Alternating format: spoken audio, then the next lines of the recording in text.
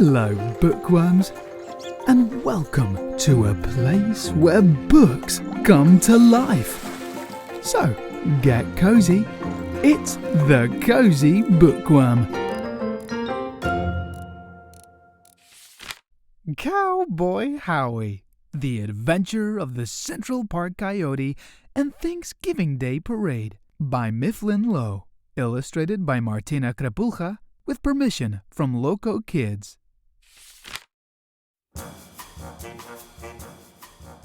Howie Kaplinski wasn't a cowboy. He was a kid from New York City, but he wanted to be a cowboy more than anything. With his leather boots and 10-gallon hat, he looked very different from the other kids. They made fun of him and told him he could never be a real cowboy. But in his imagination, Howie was a real cowboy, and New York City looked like the Wild West. Streetlights looked like giant cactuses, pigeons looked like eagles, and the tall buildings looked just like the Grand Canyon. Breaking news. On Thanksgiving morning, Howie's father pointed at the TV. Look, there's a coyote in Central Park. Maybe this is the Wild West. Howie was so discombobulated, he almost blew milk and cereal out his nose. Howie hopped on his BMX and raced through the apartment, twirling his lasso. Howie whooped. Boom, bam, sploosh! Howie smacked into a table that knocked over a lamp, that fell into the fishbowl, that crashed on the floor. Howie was all tangled up in his lasso. Guppies flopped around his feet. My fish! His mom yelled. Howard Kaplinski, how many times have I told you no more cowboy baloney in the house? If you want to ride that thing, go outside. Riding down Broadway, Howie did a wheelie. His BMX became a wild pony. Cats turned into mountain lions, dogs were wolves, and the hose twisted across the sidewalk like a rattlesnake. Pedaling around the corner, Howie ran smack dab into a grizzly bear. Roaring, the grizzly chased Howie up a totem pole. It wasn't a grizzly bear after all.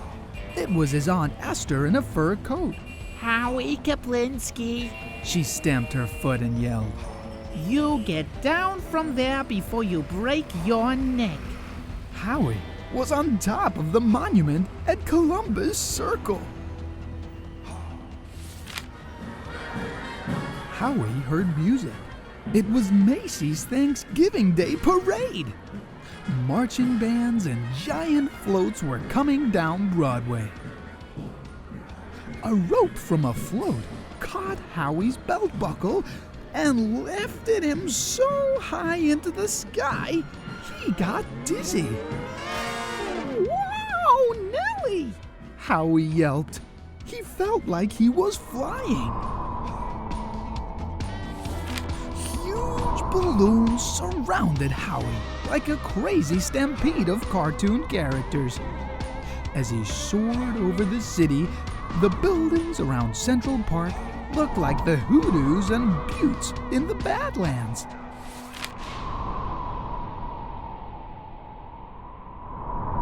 Drifting high above Central Park, Howie saw a critter that looked like the coyote on TV. Hot dang! Howie hooted and threw his lasso. Howie got the coyote right around the neck. He pulled and pulled with all his might, but the critter wouldn't budge. Clippity-clop, galloping horses. It was the cavalry coming to the rescue. Howie whooped and hollered, I got the critter! I got the Central Park Coyote! A man in a top hat looked down from his horse-drawn carriage. Sorry, Buckaroo, The man smiled. but I'm afraid you just roped Balto, the statue. Howie blinked and looked again. The driver was right. It was the statue of Balto, the famous sled dog. Then the driver grinned. But I saw the way you handled that lasso. You sure were brave to rope that big old critter all by your lonesome. Yes, sirree, mighty brave. Thank you kindly. Howie kicked the dirt with his toe. Come on up here, cowpoke. The driver pulled Howie onto the carriage. What do you say we go for a ride? As they rode slowly into the west, Howie smiled and tipped his hat to the folks on the street. Just the way real cowboys always have. Just the way real cowboys always will. If you love the Cozy Bookworm, click like and the bell below. Click subscribe for even more stories. Oh, cheeky worm.